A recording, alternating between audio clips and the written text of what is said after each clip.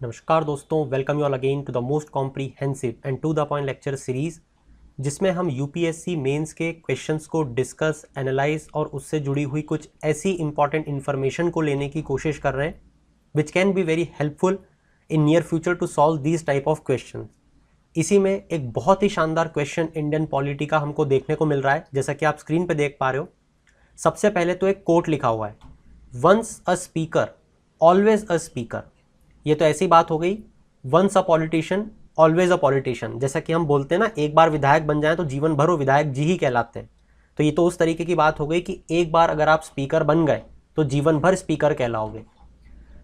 अब ऐसा क्यों है? ये कोट किस तरीके से ब्रिटेन से लिया गया है या ब्रिटेन के स्पीकर को रिजेंबल करता है, ये तो मैं आपको बताऊंगा। But firstly lead the whole question. Do you think the practice should be adopted to impart objectivity to the office of the Speaker of Lok Sabha? What could be its implications for the robust functioning of parliamentary business in India? अगर आप ध्यान से देखोगे तो यहाँ पे आपके सामने 3 क्वेश्चंस को फ्रेम किया गया है एक ही क्वेश्चन में। पहला पार्ट क्वेश्चन का है जहाँ पे आपको ये एक्सप्लेन करना है कि once a speaker always a speaker किस तरीके से टर्म ली गई है with respect to Westminster model, जो कि हमारा मॉडल है इंडियन पॉलिटी का। आपको सेकंड पार्ट में बताना है कि अगर हम भी इस प्रैक्टिस को अपना लें, once a speaker always a speaker को, तो क्या ये हमारे लोकसभा के स्पीकर की फंक्शनिंग में क्या कोई ऑब्जेक्टिविटी ला सकता है, क्या कोई इंप्रूवमेंट ला सकता है, ये बताना है। और तीसरा आपको ये बताना है कि किस तरीके से पार्लियामेंट्री बिजनेस में भी इसका इम्प्लीकेशन दिखने को मिलेगा और ये और ज़्यादा रॉबस्ट बनेगा। तो ये 3 पार्ट आपको इस क्वेश्चन में आंसर करने के लिए यूपीएससी ने बोला है। अब ऑफ कोर्स हम लोग फिर से इसी चीज़ को दोहराएंगे, इंट्रोडक्शन, बॉडी, वे फॉरवर्ड, मगर उससे भी ज़्यादा इंपॉर्टेंट इस पर्टिकुलर क्वेश्चन में, क्योंकि हर क्वेश्चन को आपको अलग तरीके से डील करते हुए आना चाहिए। हर क्वेश्चन में आप एक जैसी चीज़ों को नहीं अपना सकते। तो यहाँ पे आपके सामने बहुत सारी अपॉर्चुनिटी थी जिससे आप इस क्वेश्चन को स्टार्ट कर सकते थे। जैसे अभी मैंने बोला कि इंडियन पॉलिटी या इंडियन सिस्टम ऑफ गवर्नमेंट जो है वो वेस्टमिंस्टर मॉडल पे डिपेंडेंट है। तो आप भी इसी चीज़ से शुरू कर सकते थे, that Indian system of government follows Westminster model, and in this Westminster model जो पार्लियामेंट्री प्रोसीडिंग्स होती हैं हमारे देश की, उसको प्रिसाइड करने वाला जो व्यक्ति होता है वो स्पीकर होता है।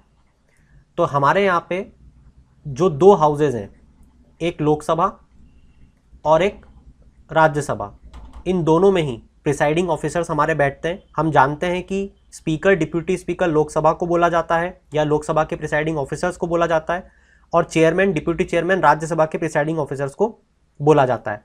इसी के साथ स्पीकर ऑफ लोकसभा जो हैं ये इलेक्ट कैसे होते हैं, माइट बी पॉसिबल ये भी चीज़ आप किसी तरीके से इसमें यूज़ कर पाते, या फिर आपको बेसिक समझ होनी चाहिए थी, क्योंकि तभी आप इस क्वेश्चन को अटेम्प्ट कर पाते। तो अगर आपको इलेक्शन के बारे में जानना है तो मैं आपको एक बहुत ही छोटा सा ब्रीफ दे देता हूँ कि जो स्पीकर का इलेक्शन होता है लोकसभा में, वो लोकसभा के ही मेंबर्स उनको चुनते हैं।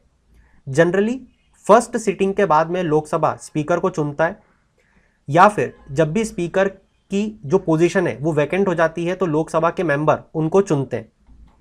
और ये जो इलेक्शन की डेट है दोस्तों, इसको फिक्स करने वाले जो व्यक्ति हैं वो प्रेसिडेंट साहब होते हैं। अब बात करें कि इस वेस्टमिंस्टर मॉडल में किस तरीके से स्पीकर साहब चुने जाते हैं यूके में, तो मैं आपको बता दूं कि वहाँ पे भी after every first session of the election speaker साहब को चुना जाता है। या तो जो आउटगोइंग हाउस के स्पीकर होते हैं वो वापस री इलेक्ट होकर आ जाते हैं in the house of Commons, या फिर एक नए स्पीकर साहब चुने जाते हैं।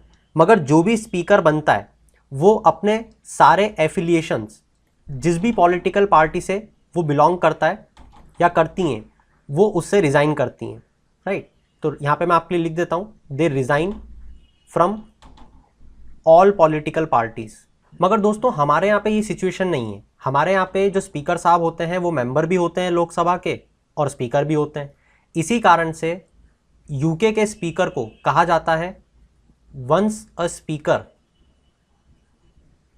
Always a speaker. तो आपको क्या लगता है कि हमारे यहाँ भी ऐसा कन्वेंशन फॉलो करना चाहिए या नहीं? ऑफ कोर्स करना चाहिए।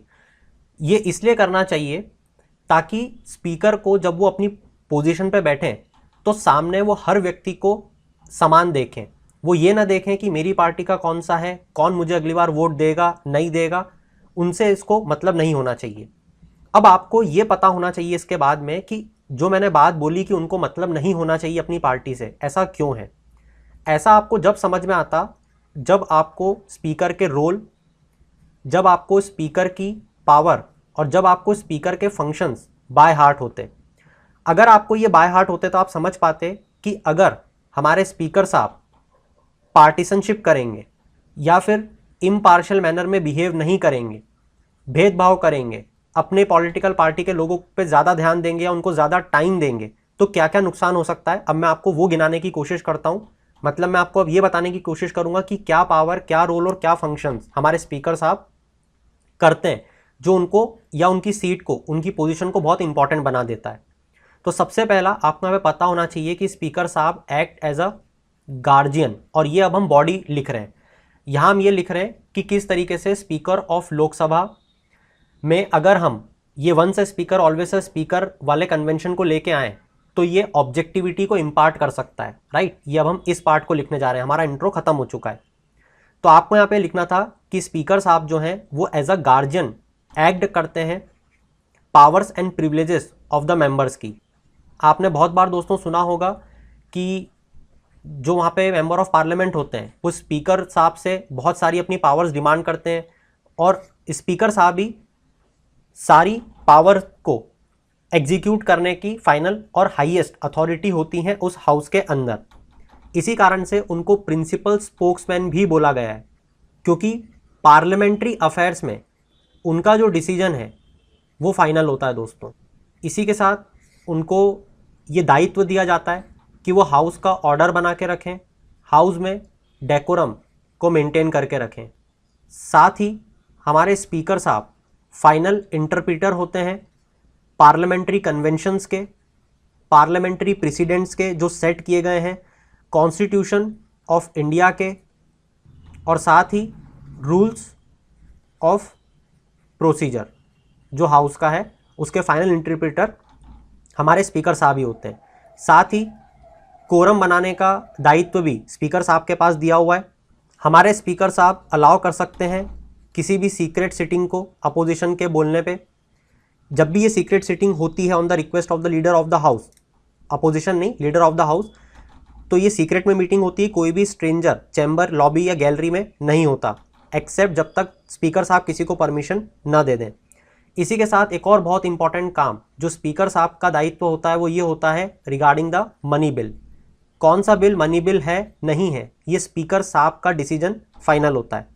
और ये इसलिए इंपॉर्टेंट है क्योंकि अगर किसी बिल को मनी बिल बोल दिया जाता है, जैसे क्लेम करा जा रहा था बहुत सारी पार्टीज़ के द्वारा कि आधार बिल जो लाया गया उसको जानबूझ के मनी बिल बता दिया गया, क्योंकि उससे होता यह है कि राज्यसभा उसके बाद आप बाईपास कर सकते हो।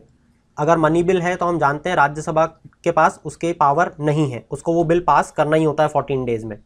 इसके बाद में जो नेक्स्ट इंपॉर्टेंट फंक्शन हमारे स्पीकर साहब को दिया गया है या वो इम्प्लीमेंट करते हैं, एग्जीक्यूट करते हैं, is regarding deciding the disqualification of the members.